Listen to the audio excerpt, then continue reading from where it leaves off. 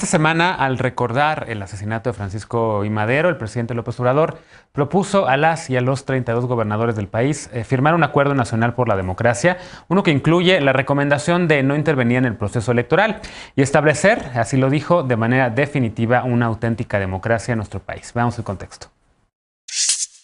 El presidente Andrés Manuel López Obrador propuso a los gobernadores y gobernadoras del país firmar un acuerdo nacional por la democracia. Este martes les envió una carta pidiéndoles no intervenir en el proceso electoral. Pide seguir el ejemplo de Francisco I. Madero y no inmiscuirse en buscar un apoyo moral exclusivo para determinado candidato.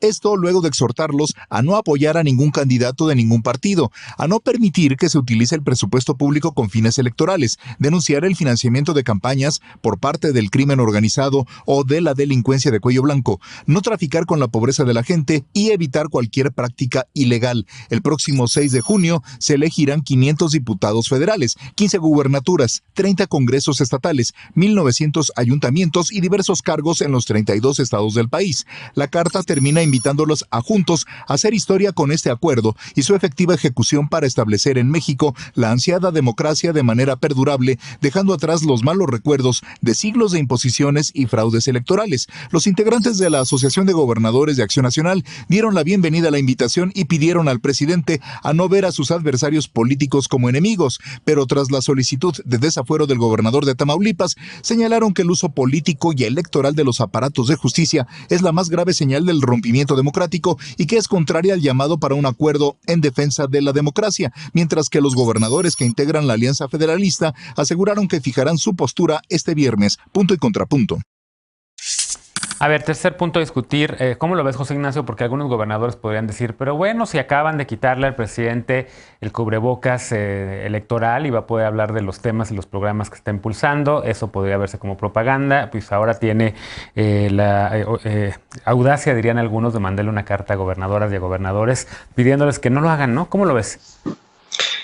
Yo veo claramente un doble discurso del presidente. Y perdón si mi argumento confunde y es contradictorio, pero es que el discurso del presidente es contradictorio. Por un lado, le pide un acuerdo a favor de la democracia y a la no intervención, y al mismo tiempo, desde la mañanera, el fiscal anuncia que buscará el desafuero del gobernador de Tamaulipas. Claramente esto es con un sesgo político electoral, no hay forma de verlo de otra manera. Semanas antes, él mismo desconoce los lineamientos del INE y señala que las mañaneras no se usan como propaganda. Y hoy enseña en la mañanera los anuncios de la guerra sucia en su contra. ¿Eso no es intervención? Por cierto, los anuncios de Morena hoy son muy parecidos a los de la guerra sucia que le hicieron. Vamos a extirpar el tumor de México, el PRIAN. Digo, hay un doble discurso constantemente. Pide que no se use el presupuesto con fines electorales, ni se compren voluntades, correcto, pero los servidores de la nación estarán vacunando por todo el país. Pide que se vigile la entrega de dinero por parte de las organizaciones criminales, me parece muy bien, pero justifica las aportaciones de Pío López Obrador. En el fondo, puede ser una carta de buenos deseos, como muchas cosas que hace el presidente, pero para eso está el INE. Las elecciones, el centro es el INE y los ciudadanos, no el presidente. Es una carta, nuevamente, de buenos deseos, pero en las acciones el presidente demuestra y hace lo contrario. ¿Coincides, Veloz? No, y no, además no entiendo el punto que hace el compañero, porque dice que el INE es el que tendría que resolver, pues fue precisamente el tribunal el que dijo el INE no es que no digo que resuelva, sino el INE ya tiene todos estos lineamientos. No tiene por qué el presidente venir a decirnos lo que ya está escrito. Ok, pero tú decías que el presidente estaba ignorando los lineamientos del INE. Fue el mismo tribunal el que dijo que la mañanera no violentaba este proceso equitativo en las elecciones. Lo dijo el INE. Sí, claro. Creo que no podemos Claramente el tribunal está siendo influenciado, que es una pena. Bueno, entonces sí, cuando no les gusta la decisión ya está cooptado, ¿no? Pero si sí les gusta, entonces es muy libre, a menos de que se trate de eso. Yo creo que poner sobre la mesa el tema del caso del gobernador de Tamaulipas, pues es muy lamentable porque claramente es alguien a quien se le tiene años investigando y no me parecería venirlo a hacer un mártir ni tratarlo de algo que tenga que ver con que sea político, porque tiene muchos años siendo investigado. Ahora, en mi punto 3 es el tema de las cartas. Son los gobernadores los que constantemente se juntan entre ellos para mandar cartas al presidente. Lo han hecho 2 o 3 o 4 o 5 hasta 6 veces, mandándole: presidente, pedimos esto, presidente, queremos esto. Es una manera de comunicación. ¿Por qué el presidente no podría mandarles una carta como el presidente de la República? ¿Por qué el presidente no les puede decir: les pido por favor de buena voluntad que no intervengan en este proceso electoral? Porque vivimos en una pandemia en la que se están repartiendo cubrebocas con insignias de los partidos, porque vivimos en un país en el que sabemos y nos consta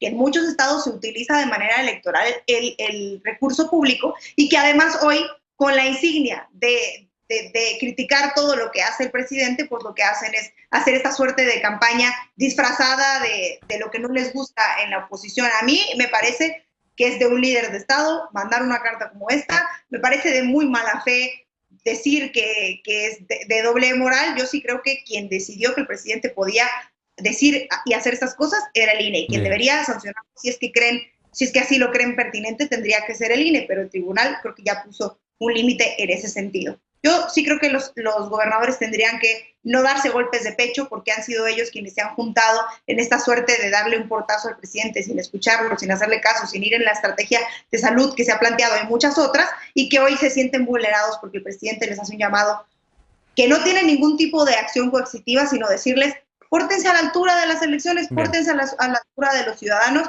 y me parece un buen ejercicio. Ana, contrapunto.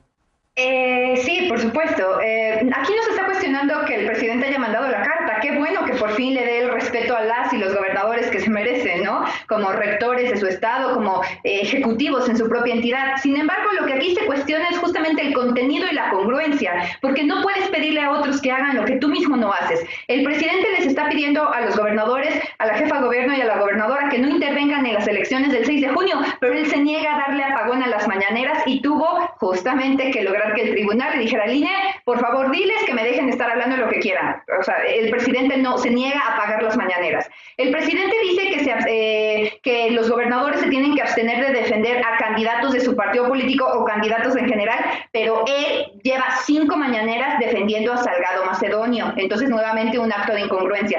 El presidente les está pidiendo un pacto a favor de la democracia, pero solo esta semana, compañeros y compañeras, solo esta semana, el presidente ya habló de la prensa inmunda, lo dice con esas palabras. Ya habló de los delincuentes de cuello blanco cuando habla de los partidos de oposición. Ya habló versus la educación privada, y ya habló contra los abogados, los llamó traicioneros a la patria. Entonces, ¿cómo puede hacer un llamado a cuidar la democracia cuando solo en esta semana ya atacó a estos 4 sectores de la población que merecen todo nuestro respeto?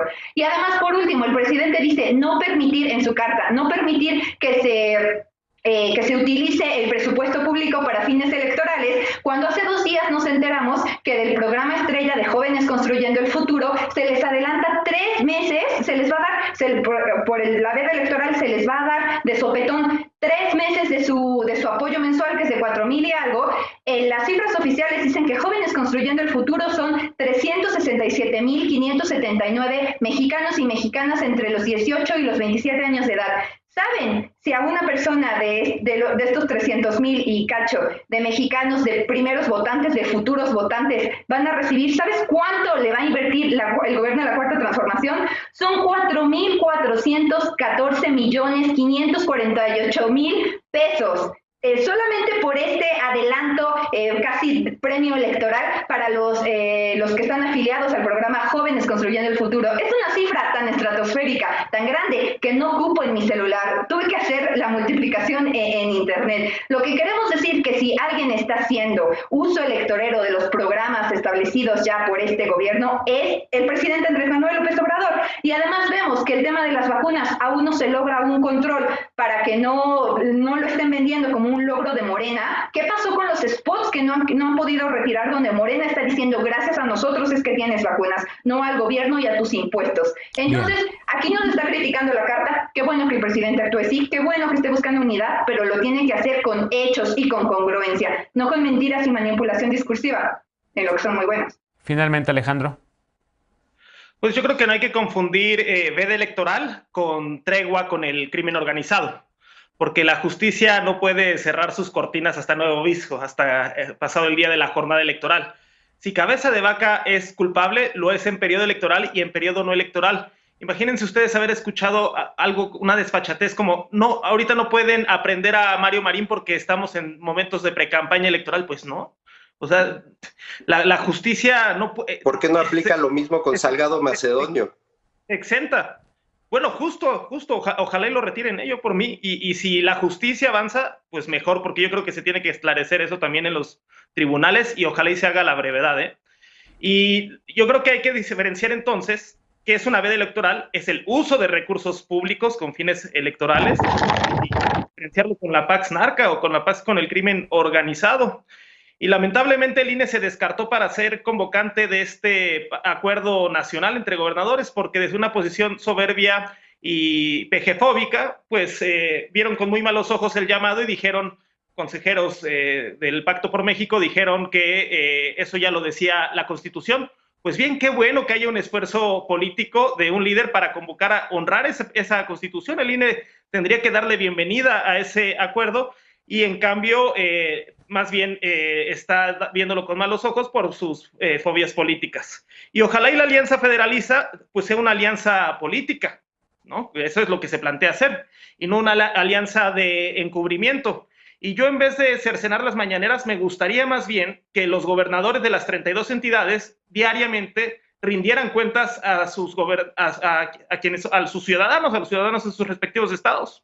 A mí las conferencias, por ejemplo, de Claudia Sheinbaum me parecen muy informativas y sobre todo en tiempos de pandemia, muy ilustrativas de cuál es el curso de acción. Ojalá, en vez de tratar de silenciar al presidente en este ejercicio de rendición de cuentas, los 32 gobernadores de las entidades también realizaran ese ejercicio, que sería muy sano, porque las elecciones finalmente son un sistema de premiar o castigar los gobiernos en turno. Bien, bueno, pues acabó el tiempo. A ver, adelante, rapidísimo, veloz, en menos de 30 segundos. No, nada más quería decir que uno no se puede cuestionar de un lado a los consejeros que actúan de manera sesgada, pero sí se puede decir abiertamente que al tribunal se le compra, que dos personas pueden decir que el tribunal está comprado y cooptado por el presidente. Me parece muy grave, igual de grave decir o dar por hecho algo así. Bueno, hacemos una pausa y regresamos para despedirnos de las y los panelistas esta noche y con la paparrucha. No te vayas.